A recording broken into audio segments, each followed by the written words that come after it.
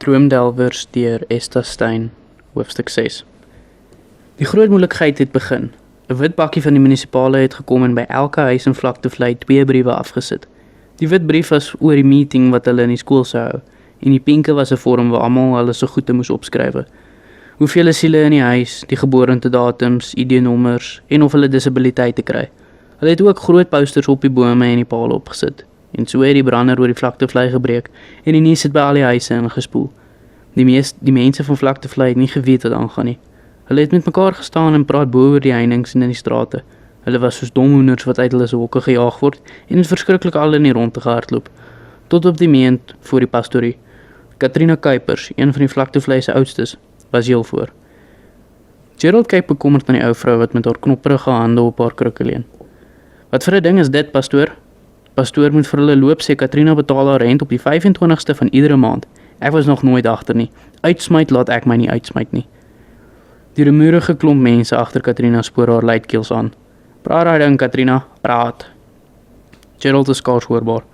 "Mense, luister. Julle moet julle vra volgende week op die vergadering gaan vra wanneer die regte mense daar sal wees. Dis die mense van die hotel. Dis hulle wat ons wil uitsmyt, pastoor. Ons sal op die vergadering oor wat aangaan. Ek vra julle om kalm te bly." Dis skielik Vosvielander wat vorentoe tree. Hy trap sy sigaretstompie dood en vryf met 2 vingers oor sy netjie se dun snor. "Ons moet kalm bly." "Nee, pastoor, dis nie nou die tyd vir kalmte nie. Ons moet tot aksie oorgaan. Wie sal kalm bly as die stootskrapers ons huise platvee?"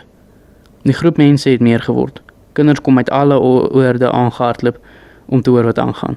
En Vos, duidelik beïndruk met die feit dat hy gehoor het, bal sy vuiste. Vlaktevlei laat hom nie vasdrap nie. Hy word luidkeels aangemoedig. "Sê dit, Vos, sê dit." "Vlaktevlei laat hom nie vertrap nie," herhaal Vos. Dit word 'n dreunsang wat harder en harder oor die meent opklink. "Vlaktevlei laat hom nie vertrap nie." Vanwaar Gerald op die stoep van die pastorie staan, kyk hy bekommerd oor die groep mense, wie se aandag nou nie meer by hom is nie. Hulle skaar hulle rondom Vos en stoot saam met hom hulle gebalde vuiste in die lug. "Vos, Vos, Vos," klink dit oor die Vlaktevlei.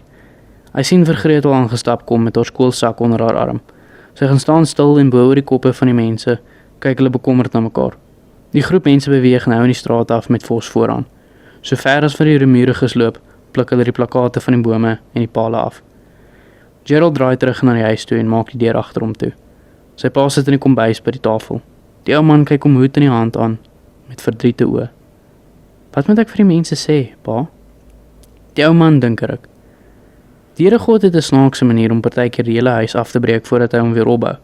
As ons mense die kniepknoppe buig en rein voor God lewe, sal hy na hulle gebed luister en die land heel maak. Maar jy weet dit beter as ek. Gerald laat sy oë sak voor sy pa se reguit blik. "Wat bedoel sy pa?"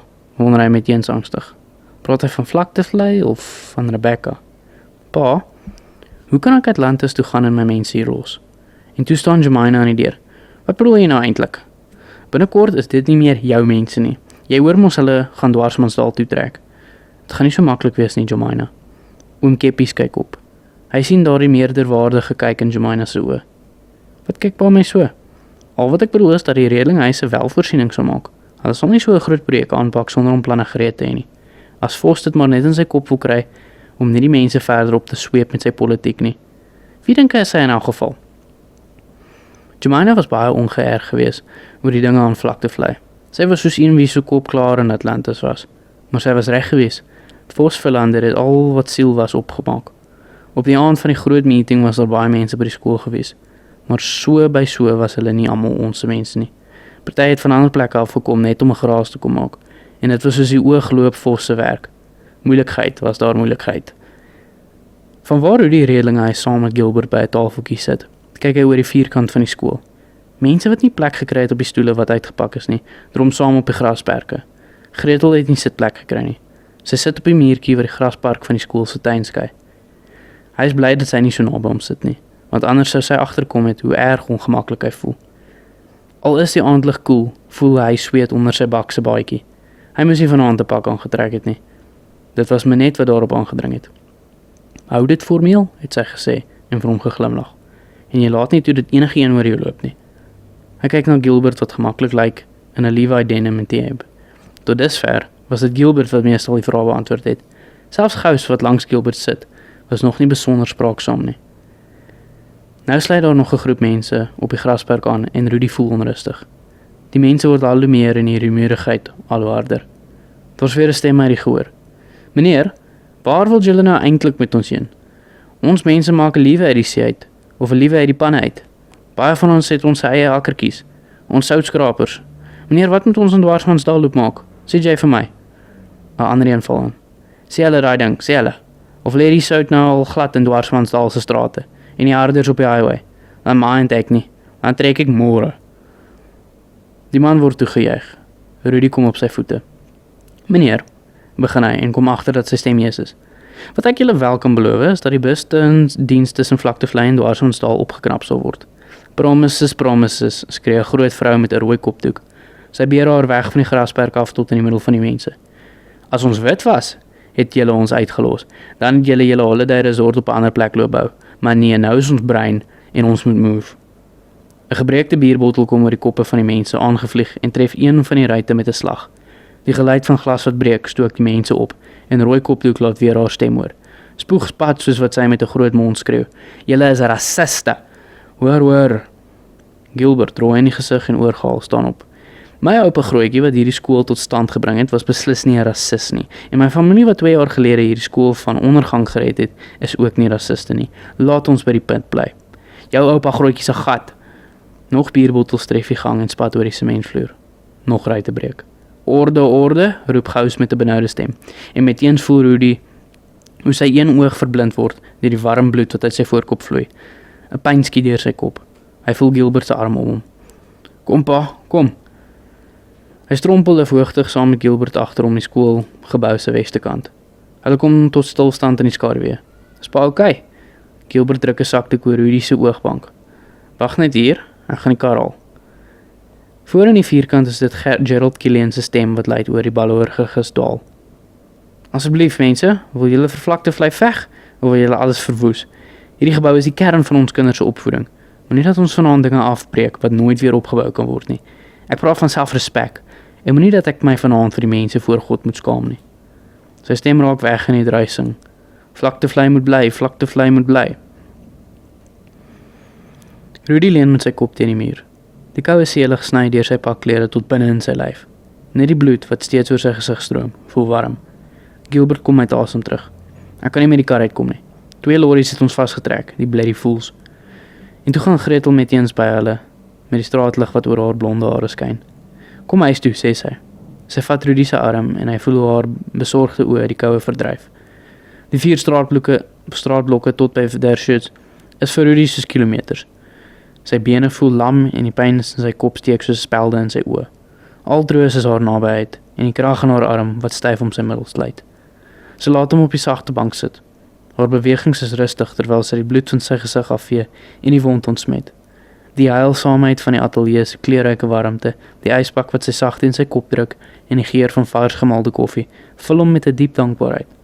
Hy wens hy kan die hele nag net hier sit by haar, hier in die ligkring van haar skuilte. Gilbert, wat aanhoudend met sy beker koffie op en af in die vertrek loop, lyk soos een wat vasgekeer is. Ek moet gaan check of hulle nie iets aan die kar gedoen het nie. Die donders is tot enige ding in staat. Gretel kyk na hom. Dit was nie die Vlaktevleiers wat die moeilikheid gemaak het nie, dit was mense van buite. Ja, Gretel, natuurlik sal jy die Vlaktevleiers verdedig. My pa kon dood gewees het vanaand en dan sou jy hulle nog altyd wou verdedig. Wat se mense van buite nogal? Vos Philander, sê Gretel, het homself aangestel as 'n politieke segsman van die verdruktes. Hy het baie kontakte, in die Kaap ook. Vos, vir ons Gilbert. Hy het redes, hy hoop om die skoolhoofpos in Jemina Killian se plek te kry. Maar as Vlaktevlei ondergaan, is dit daarmee heen. Wel, dan behoort Jemina haar personeel slag vas te vat. Dis nie so eenvoudig soos wat hulle dink nie, Gilbert.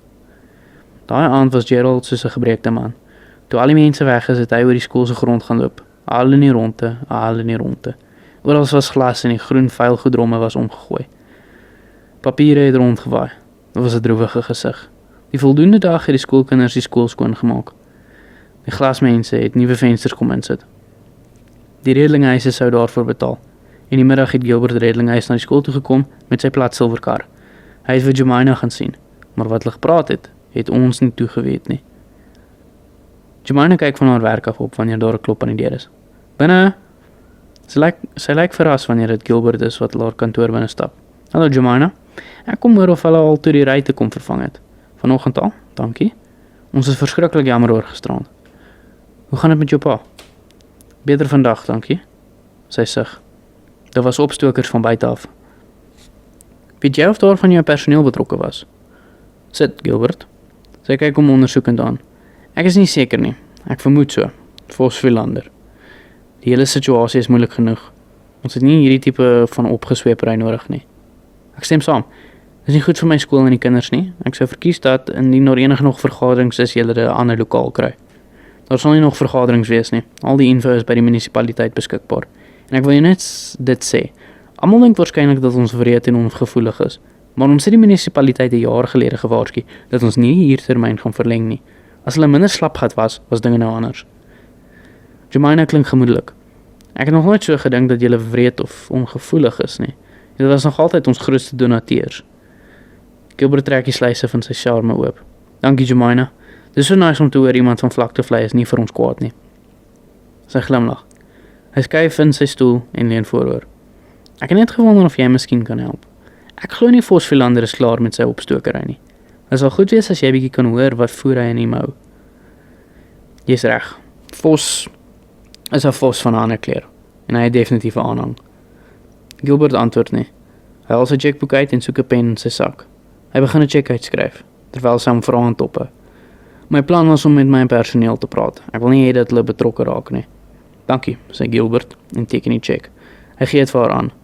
Haar oë rek. Baie dankie. Dis baie geld, Gilbert. Ons het sporttoerusting nodig. Gilbert se stem is sag, intiem. Dis vir jou om persoonlik te besluit wie jy dit wil gebruik. Sy kyk hom onseker aan. Ek pos die kwitansie. Hy staan op. Ek soek nie 'n kwitansie nie. Ek soek jou ondersteuning, Jemina. Jy het tog invloed, right? Sy knik haar kop. Reg? Hy gaan uit en sy kyk hom 'n ruk agterna.